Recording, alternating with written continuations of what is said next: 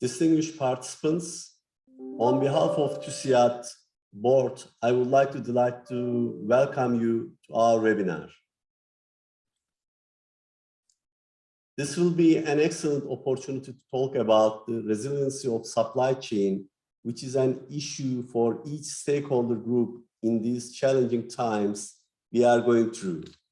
I would like to express my gratitude to Asian Infrastructure Investment Bank for examining infrastructure development in supporting supply chains. Dear participants, COVID-19 is at the top of the world agenda over 2 years. It has impacted the whole world at a large scale within a short period of time, causing shocks in terms of both supply and demand side. Largest economies in the world faced major disruption when the flow of goods is primarily interrupted. Crisis has also accelerated the trend to seek more resilient global supply chains by supporting national production and to enable better risk management tools throughout the value chains. This case of electronic chip shortage clearly showed us the severity of supply chain resilience. All this will lead to radical changes in the action plan of both public and private industries. In the meantime, the efforts to tackle climate change and sustaining carbon neutral supply chains have certainly accelerated. Integrating long-term sustainability goals has become vital for designing of resilient supply chains. It is clear that the global competitiveness in international trade is currently being immensely shaped by the climate change initiatives, such as European Green Deal, which we are very closely following its impact on business. Moreover, we have also observed that digital tools and smart infrastructure are critical for supply chain intelligence and optimization. Focusing on developing and implementing robust and efficient techniques for logistic and supply chain systems are getting more important. Accordingly, we are going through a restructuring process which also opens a new window of opportunity for countries such as Turkey. By good management of opportunities, we believe that Turkey can strengthen its position in global supply chains and play a more active role in trade corridors. According to the report of TÜSİAD entitled Building the Future, launched this year on the occasion of our 50th anniversary, it is calculated that Turkey's foreign trade volume can increase by 13.3 billion with Europe and 5.6 billion with the United States between 2019 and 2023. According to the recent survey conducted by German industry and trade chambers, Turkey may have significant positive contribution to overcome supply bottleneck that German economy needs. Based on another research on investment environment 2019 carried out by TÜSİAD, with its strong and increasing domestic demand and connectivity to the emerging markets, Turkey has potential for investors. In addition to that, we see that business still needs certainty, stability, and participatory decision-making process. Rule of law that works quickly and fairly will pave the way for permanent and sustainable growth, ensuring the flow of investment capital into the country. The new sustainability and digital agenda of the EU will promote the sustainability of business strategies and the creation of business and investment opportunities in Turkey as well. We also believe that modernization of customs union with the EU in line with the sustainable development agenda, including green and digital transition, is essential. This update will also contribute to European global competitiveness and sustainable development model, as well as to deal with disruption in global supply chain. In today's session, I am sure our distinguished guest, Mr. Eric Bergloff, who is the Chief Economist of Asia Infrastructure Investment Bank, will elaborate the topic from different perspectives. Let me introduce you, Mr. Eric Bergloff. Mr. Bergloff set the vision and strategy for the economics department and to lead the planning, implementation and supervision of its work plan in support of the bank's mandate. Prior to joining AIIB in 2020, he was the director of the Institution of Global Affairs, London School of Economics, and chief economist of the European Bank for Restructuring and Development from 2006 to 2015. He's an expert in transition economics and institutional transformation through private sector developments. I am sure today's presentation will give us great insight from the report how the new normal will shape the future of global economy and what actions should be taken. Mr. Bergloff, please, the virtual floor is yours. Thank you very much, Fatih, and thanks for that generous introduction. So I'm absolutely delighted to be back in Istanbul, even though it's only virtually. And from my time at EBRD, I remember very fondly discussions with your staff and your organization. And so thank you very much for organizing this. And I'm particularly delighted to talk about this topic. If we could share the presentation.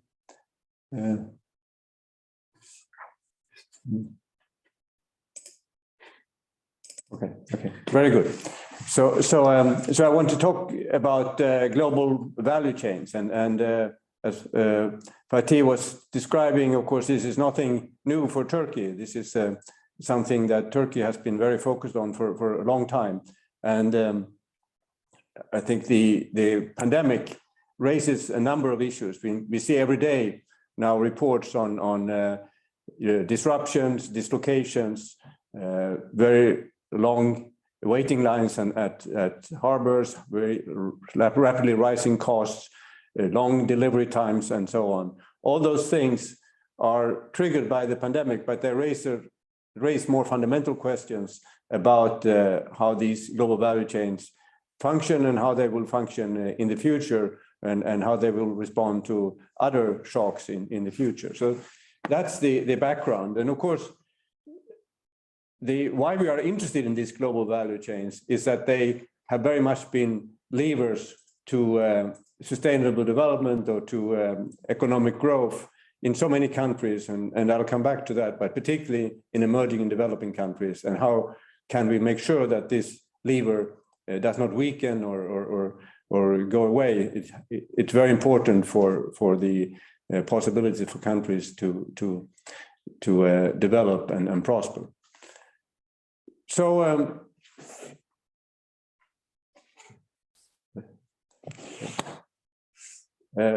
so the global value chains maybe require just a very brief explanation. So they, I think it used to be that you had to produce a whole car or a whole bicycle to enter into or to sell on global markets. But what happened through these global value chains is that you put together components from many different parts. Here's just an illustration with a bicycle. You can see that every part of this bicycle is likely to come from a different part of the world, or at least from a few different countries. And it's that chain of different production elements that is adopted now in the pandemic. But underneath, of course, this fragmentation, this increased splitting up of the production process has been driven by efficiency, and also, of course, advances in information technology and inability to transfer very large amounts of information, but also, of course, inability to transfer and transport components.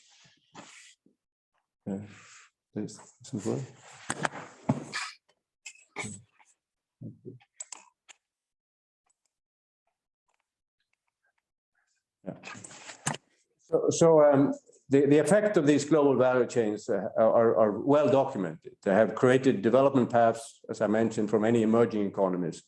And what we wanted to look at particularly was how these value chains are connected to infrastructure. It's, of course, we understand that we need a certain infrastructure to connect to these global value chains, but these global value chains also drive the development of infrastructure, and they are sort of mutually reinforcing.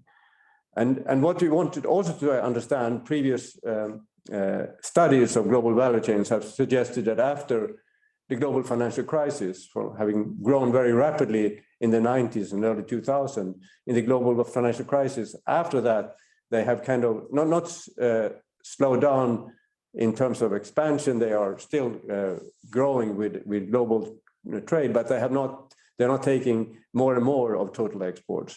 And we wanted to understand more about that. And I think what was striking when we looked more closely at the data is this shift from advanced to emerging economies. And so for emerging economies, there's no question that these global value chains over the last 10 years have become more important. So we want to understand, of course, how these value chains work, but also understand how, can we make them more resilient, and to, of course, pandemic shocks. We will have, unfortunately, afraid we will have more pandemics in the future. We will have, trade tensions, and we have seen trade tensions over this last 10-year building up, and we will have them in the future. Technological change affects these value chains and will affect them in the future. But as Fatih was saying, also the pressure to decarbonize, the net zero transition, these are really posing existential questions to these global value chains, transporting components many times over very long distances, and of course also demanding a lot of carbon in the production. So how can we see these global value chains be part of, and maybe even contributing to the net zero transition? So let me start with the shock of the pandemic. And of course, as you would expect, and which was very clear, was that when China, which has been increasing its share in the global value chain, when China was locked down in the early 2020, that had a major impact. But was truly extraordinary was how quickly the trade came back, and how quickly the production was resumed, and how quickly logistics started operating again.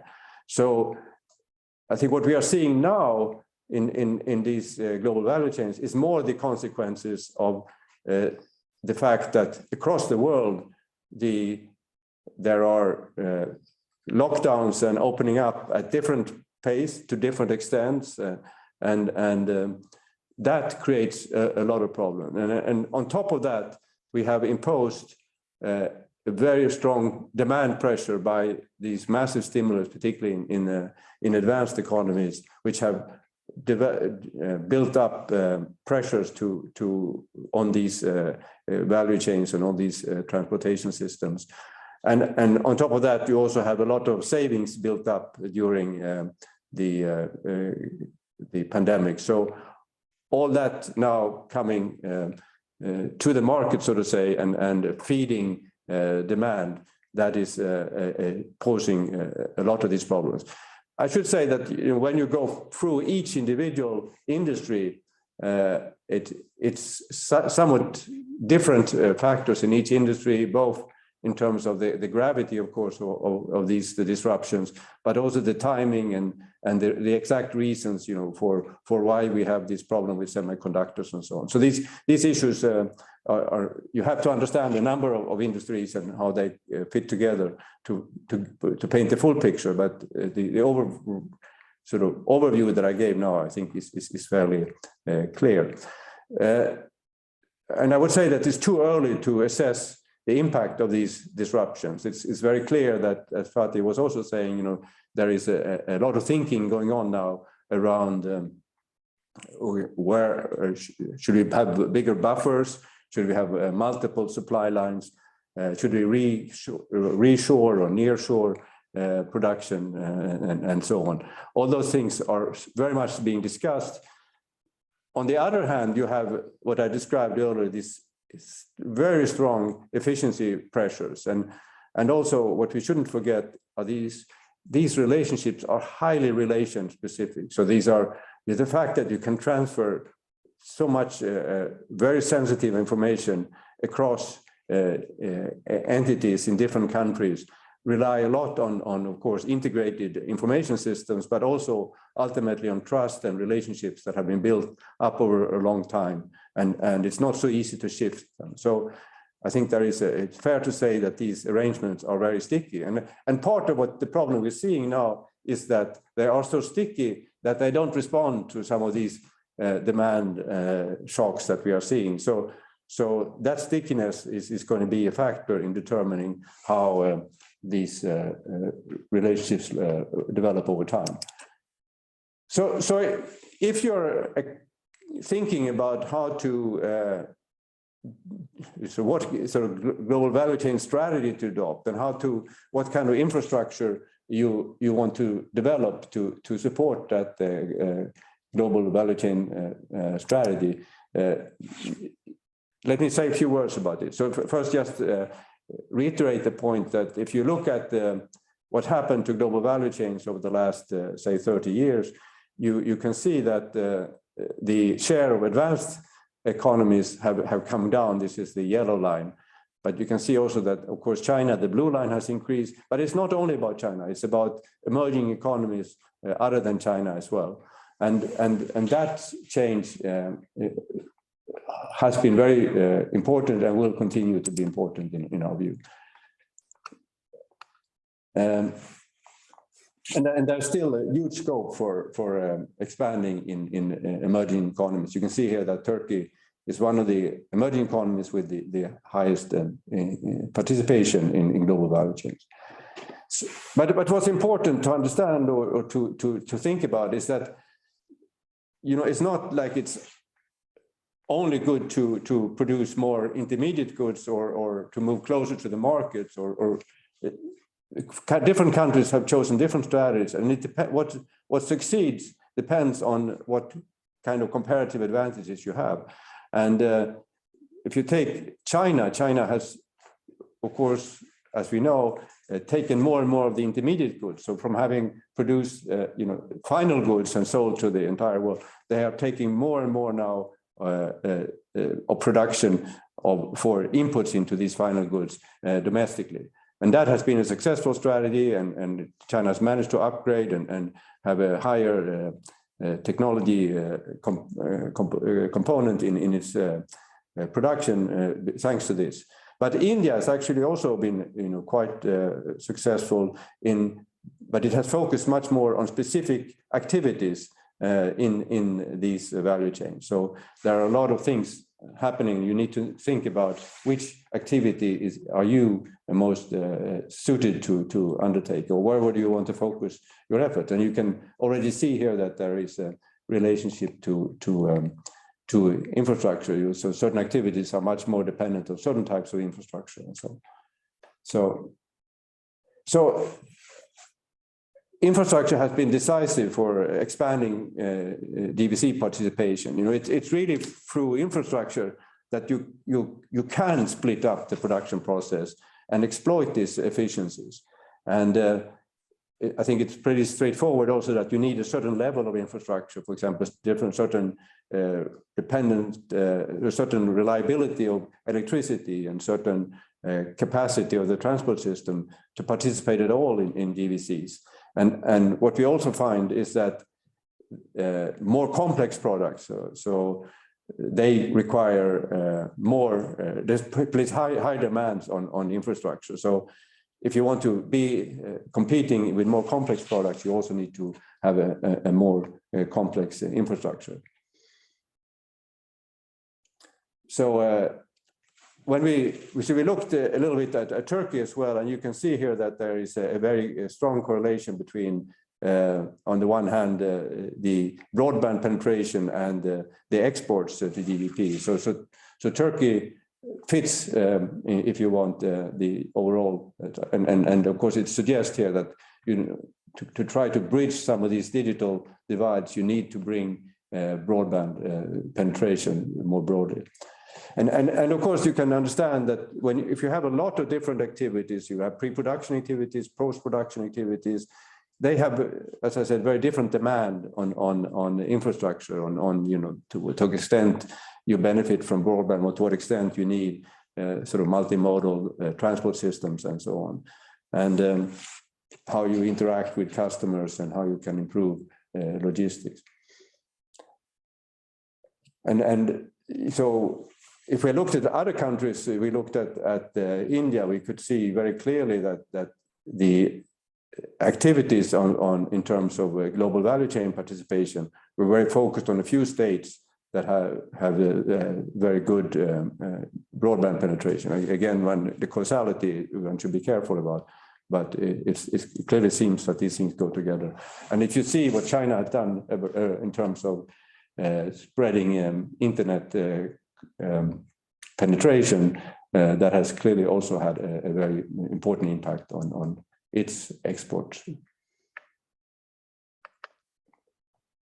So just to summarize, if you want to think about infrastructure and the strategy for infrastructure, you need to think about exactly this, how you can break up production process, how you can use that to exploit efficiencies.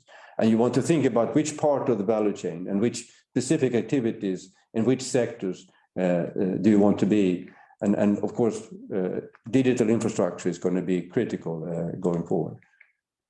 So let me say a few words about China specifically, because we have a chapter on China, we have a chapter on India, and they raise quite different issues, but they show the connection between global value chain participation and the GVC and the infrastructure. So here we have yes, to show how central China has become to global value chains. It's really only the United States that is more important in terms of engaging in global value chains. And if you look also at what happened to both forward and backward activities in terms of global value chain expansion in China, it's the high technology has really increased its importance tremendously.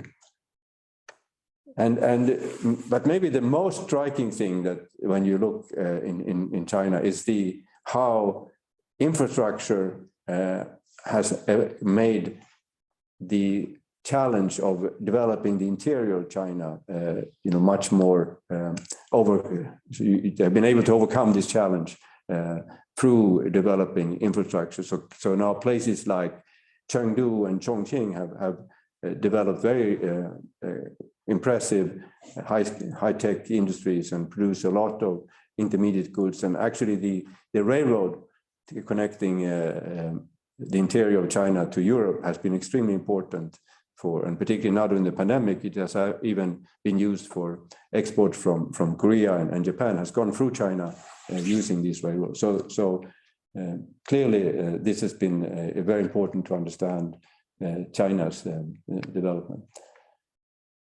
So let me say just a few words about India. So India's share of global exports have more than tripled, but of course in absolute numbers, India is still has a lot of potential, and particularly to spread these to more parts of the country, because exports are really concentrated to a few states, Maharashtra, Gujarat, and a few others. So so that's India's challenge, is to get a broader part of the country engaged, and better regional infrastructure is very much correlated with exports in India. And here we looked at connectivity around ports, because it was a perception that India has a lot of ports, but you can see here it describes the hours these are so-called isochrones to describe how long it takes to transport something from the port. And you can see there's a lot of variation and a lot of need to strengthen these infrastructure to allow for faster, more effective transportation within India. And connectivity is very strongly correlated to export performance. If you are more than 4 hours away, you're very unlikely to be an exporting firm. So this is something that India is struggling with, but where also there's a lot of opportunities for growth in investing in infrastructure. Let me say just a few words about Turkey. So Turkey has sort of stayed. We saw earlier that Turkey has a relatively high, compared to many other emerging countries, high participation, but it has sort of stuck at this same level of participation over time, and it has also gone the opposite way, you can say, from China. It has moved forward to producing more, gone from more intermediate production to final production. There's nothing bad about that. It's just one has to think about what infrastructure do I need, what capacities do I have, what skills do I have in the workforce and so on to allow that. But it's interesting to see how that has Turkey have followed quite a different path from China, for example. But you also see that the sort of domestic value-added share in exports have declined significantly in the last two decades. So I think we can come back in the discussion later on what explains this and whether this is also likely to be how Turkey will develop going forward. And I think no one would be surprised by the importance of the EU markets for Turkey and how that shapes, of course, what Turkey produces and what Turkey manages to export. So this is also, I hope we can come back to this in the discussion later on. So just take a step back now and think about countries, how they could think around developing policies pushing GVCs particularly. So you can think of policies that are sort of specifically focusing on GVCs and policies that are good for GVCs, but also for the rest of the economy. And you can think of policies that focus on specific places and policies that are sort of more or less equal across the entire economy. And this is just a very simple framework for thinking about how you can classify your policy. So if you want to do something that is very focused on places and focusing on supporting GVCs, of course, special economic zones, and that's something that Turkey has tried quite a bit, and of course China has managed to do this very successful. But all over Asia there are many examples of this been successful. But of course at the other side you have the sort of GVC neutral policies and place neutral policies around institutional quality, business environment, soft infrastructure. All those things are important for global value chains to flourish. So just a very simple framework, and then to discuss in the policy debate how to join global value chains. So you can do things like providing institutional support, developing soft infrastructure. You have trade policy, regional connectivity, place-based interventions, I mentioned, institutional components. So let me come to the sort of final part of this presentation, and we have sort of forewarned it that if you look at the challenges facing global value chains, what we are seeing now is in a way, I wouldn't say it's minor, but it's in terms of pressures on these global value chains to adjust, the challenge of the net zero transition or the decarbonization is going to be completely dominant, I would argue. And so this is, of course, on the one hand, a challenge. On the other hand, it's also an opportunity. It's an opportunity to to achieve decarbonization across borders, across sectors in a very effective way. So it's about, of course, renewable energy production, it's about trading with renewable energy, it's about greening and transport and logistics, but it's also about what we call the green comparative advantage. How can countries offer opportunities for decarbonization? So let me say a few things about that. So of course, what drives these global value chains is these lead firms that manage to control these transactions across many different countries and often across several sectors. And it's by imposing these standards and making sure that the information is very reliable, high frequency, and so on.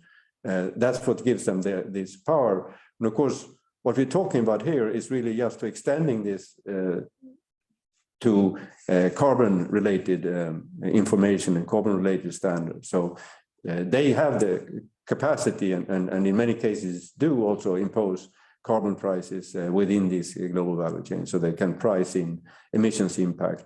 They do have the power and ability to impose common standards, and they do have the capacity to provide transparency, because they have to do it inside across units. They can also potentially do it to the outside. So the lead firms here, and they're coming under increasing pressures as we see, from regulators, policymakers, creditors, from civil society, from shareholders sometimes. And of course, this is all, I think, in the end can be a very positive impact.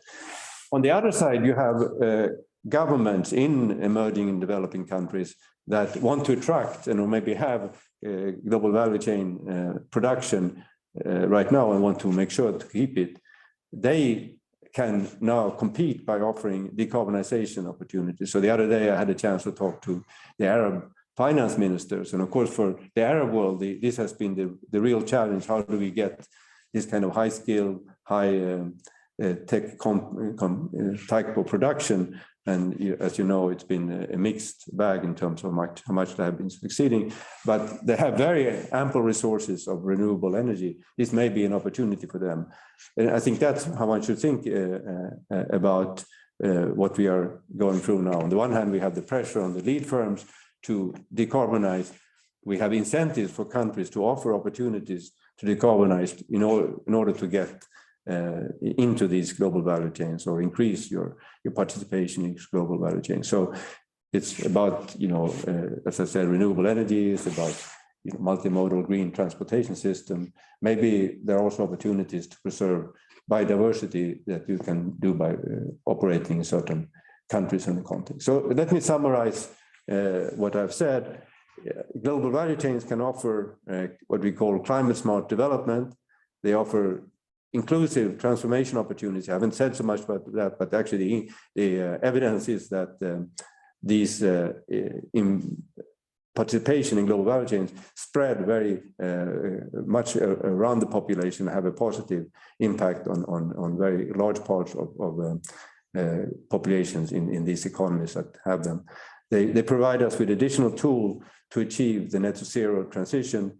And this, and I think we shouldn't forget this argument, is that they help build large stakes in peaceful coexistence and common prosperity in Asia and beyond. So these are very much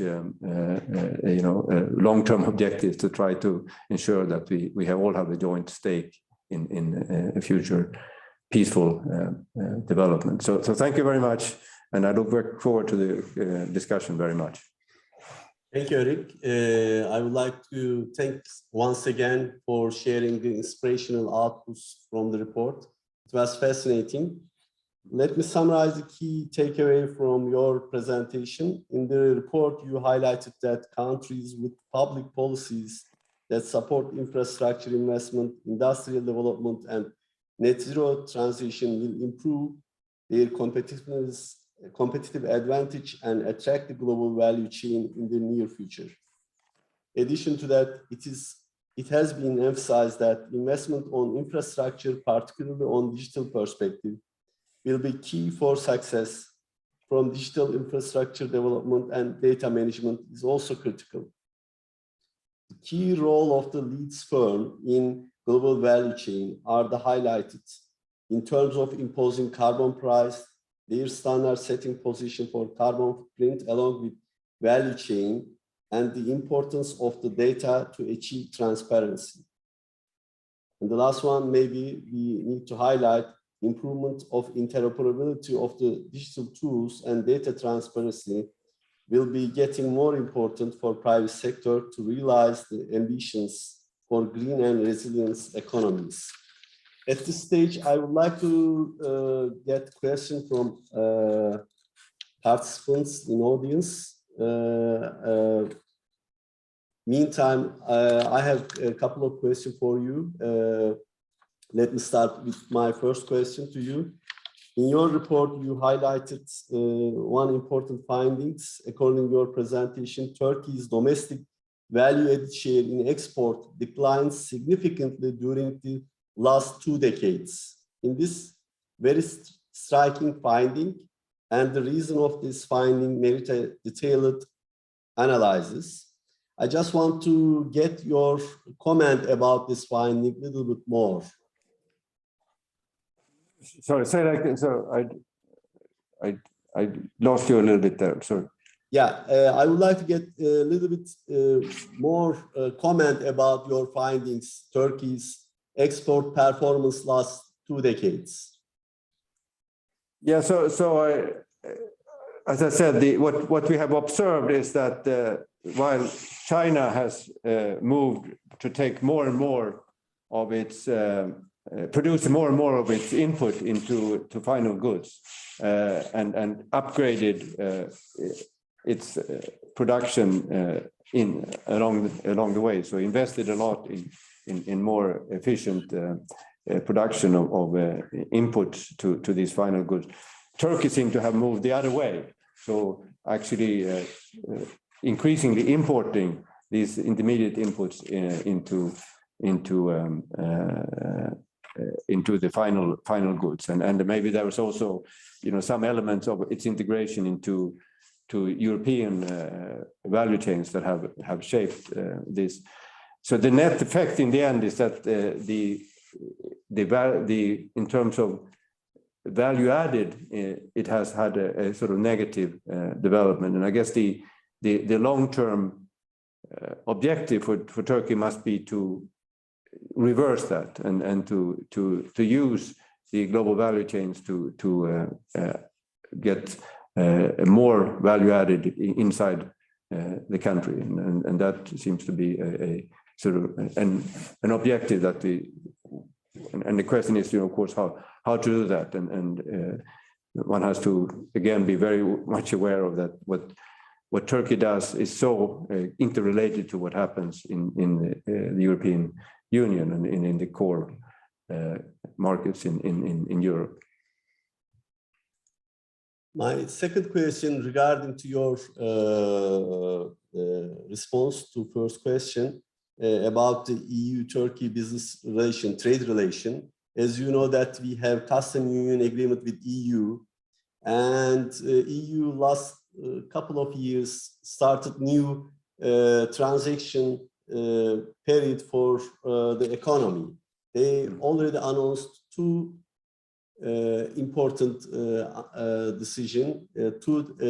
Actually, they announced twin transaction. They call it twin transaction. One is digital transformation, other one is green transformation. Also, they shared with the public the strategic autonomy under COVID era. So based on the Turkey current export capacities and industrial capacities, how this kind of transition impact on our business relation, trade relation with EU countries? What do you think about that? Well, so starting from the report, and then maybe we can branch out to some of the other questions. So I think from if you take the report and the main message is there, Turkey should make use of these pressures on European companies to decarbonize and offer opportunities for for decarbonization in Turkey, whether it's about solar energy or wind power, whether it's about maybe offering transportation that is fueled by these resources, hydropower also.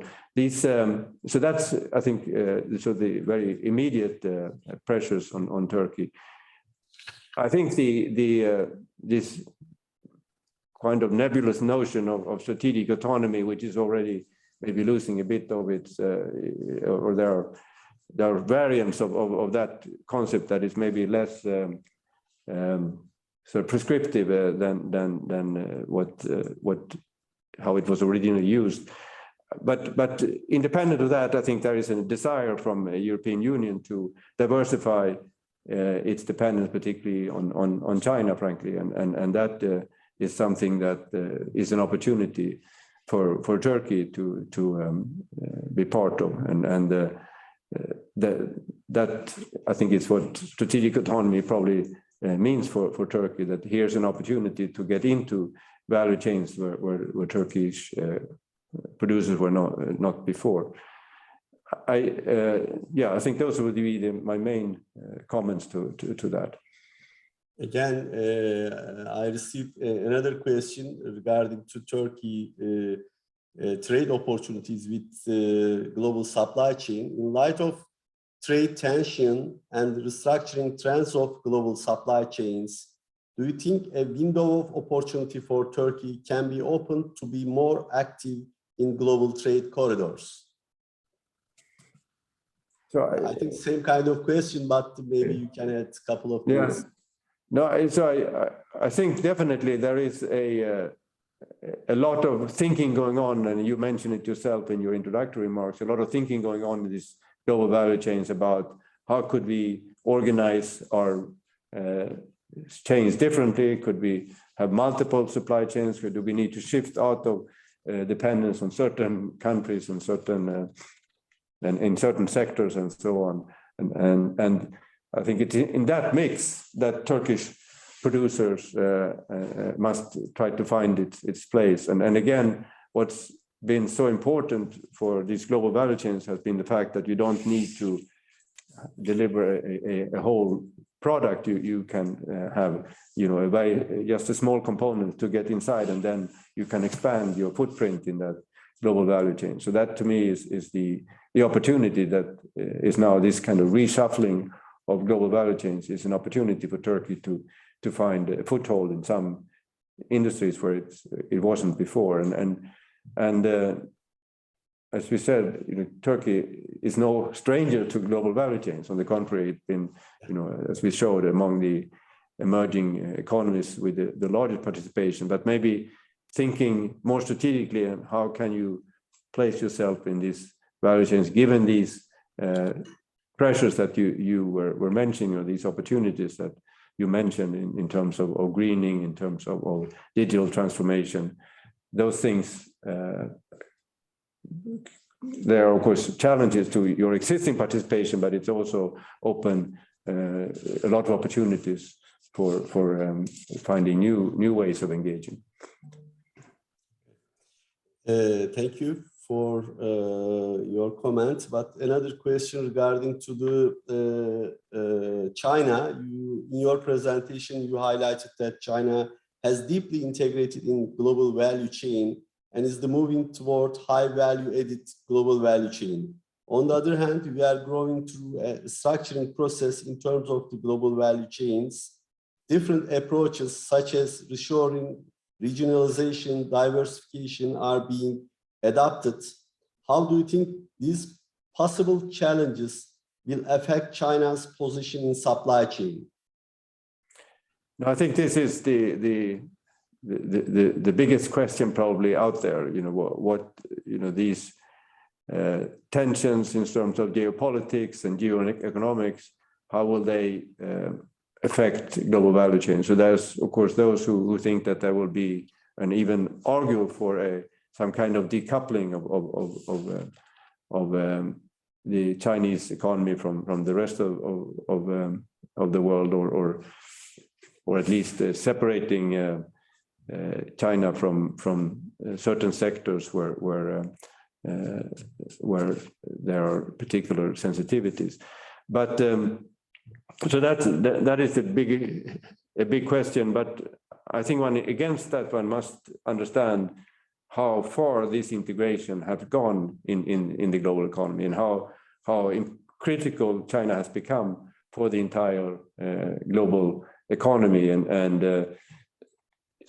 that dependence and that the efficiency factors that explain that sort of success story, if you want, is not going away very easily. So yes, you could create at great cost alternative supply chains, alternative production opportunities, but only at great cost, and maybe we'll see how long-term pressures from shareholders and creditors and so on, and from workers who want to have more higher salaries and so on.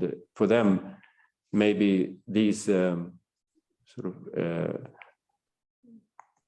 politically driven or security driven challenges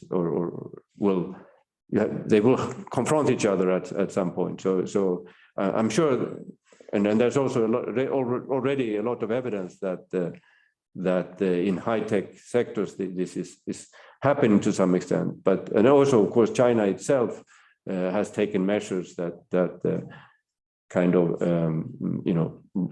create these facts on the ground.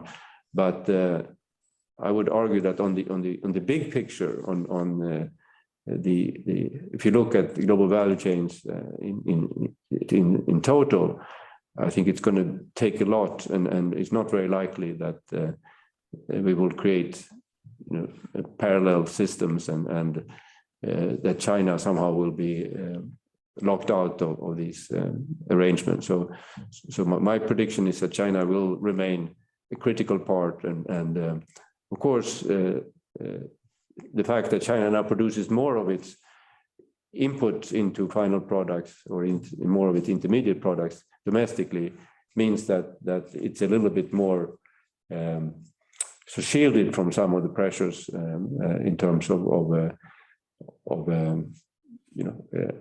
decoupling, but fundamentally China will remain a very important part of the global production system.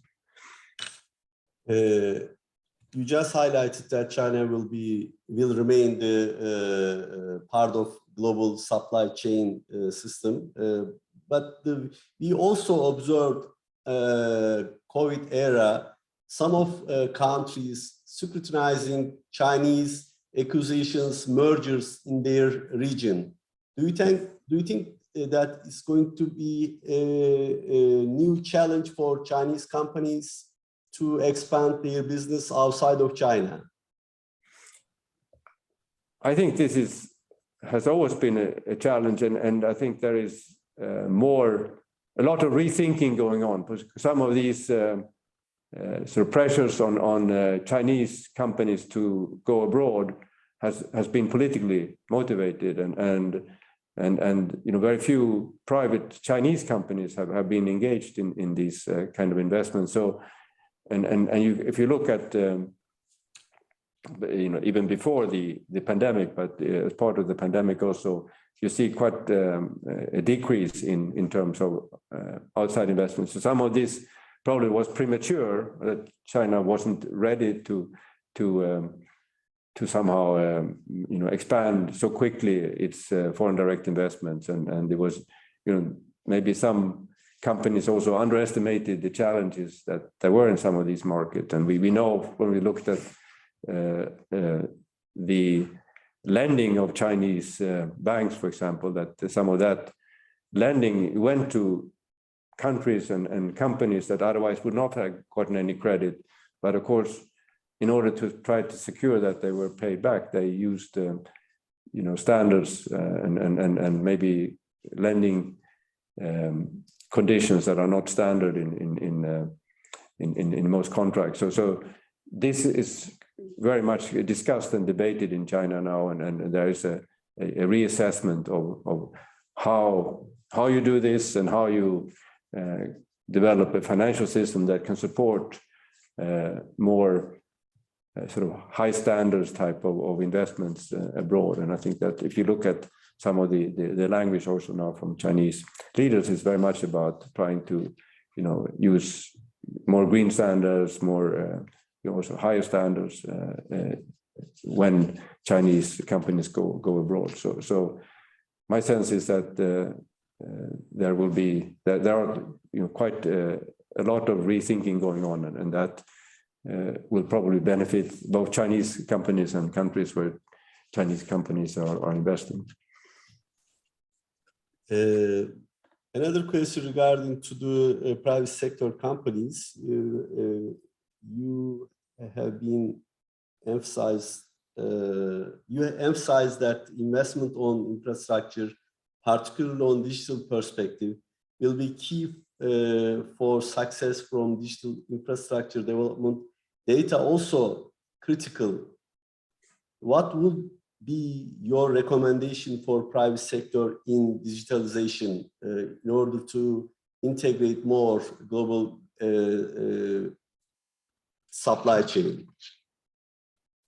Well, I think that the private sector obviously is extremely important for and much of the global value chains is organized by private sector companies. So I think the private sector in Turkey, private sector in China, private sector in much of Asia will play a critical role, and I think essentially global value chains are on the whole private sector driven, even though there are of course state-owned companies involved, but I think it will remain that way. Same kind of question I have received regarding to the private sector company. Question is, what is the actions do you advise to private sector companies to improve their resiliency and to be more integrated in global value chains? Just it's a little, maybe you may add a couple of things. Yeah, so I think we have talked about that, what it requires, and we pointed to some things that probably we feature. There probably will be some lessons from the shock of the pandemic in terms of how we build in maybe some buffers in these systems, and maybe on occasion also have shift supply lines and then multiple supply lines. But I think those changes will be very small compared to what is needed to meet the needs of the climate transition. So I think if I was if I were in private entrepreneur now, I would look at all the opportunities that are along these value chains and see where could I enter into this in this chain, where could I offer some product or some service that could connect me to these value chains. Because when you have this kind of restructuring going on, there will be openings and there will be opportunities for newcomers to come in, and for those who are already in these global value chains, of course, they need to look at to make sure that they are not losing part of their participation because they don't manage to adjust to these new changes. Eric, my last question coming from our participants in the audience regarding to green transformation. Question is, it seems that global competitiveness in international trade is shaped by initiatives on climate and sustainability. In this respect, ensuring sustainable value chains and environmental, social, and governance ESG reporting are becoming increasingly important for all stakeholders globally. How can standardization activities can be better coordinated to ensure the traceability and avoid any greenwashing in this area? So credibility is another important aspect of this transaction. So it is better to get your valuable advice for our participants. Yeah, no, so I think this is it's a very good question to end on, because it is, I think that's where the fundamental challenge is. If we can really develop traceability and trace products and services that move along these value chains, that's going to be the key to whether we will succeed in adjusting and decarbonizing. And you know, that traceability is going to have to come from, you know, of course, digital infrastructure, some of the new technologies around, you know, blockchains and so on, which allow information to be transmitted without the possibilities of manipulating it. All that is going to be extremely important for, you know, whether you will be able to participate in this. If you can accommodate to that world, I think you will have you know, a lot of opportunities in this new world. But of course, if you don't, it's going to be very challenging. Thank you, Eric. Would you like to add anything at this stage? That was my last question. Yes. No. Yes. I hope that next time I will be able to come to Istanbul and to Ankara and other parts of Turkey that I have enjoyed visiting in the past, and of course particularly to discuss opportunities for Turkish companies and Turkish also you know, regional and local authorities to try to attract this kind of investment and see how we can in one way or another contribute to that. And of course, as you know, we have a significant portfolio now, AIB, in Turkey, and we very much hope that, you know, as this process to net zero transition accelerates, that we can be part and working with Turkish companies and Turkish authorities to facilitate that transition. I hope next visit we have a chance to host you in Istanbul or Ankara. At this stage, I would like to thank you once again this fruitful session on behalf of TUSİAD board. It was a great pleasure to have you with us today. Also, I would like to thank everyone in our audience for joining and following our webinar. Thank you. Thank you very much. And thank you.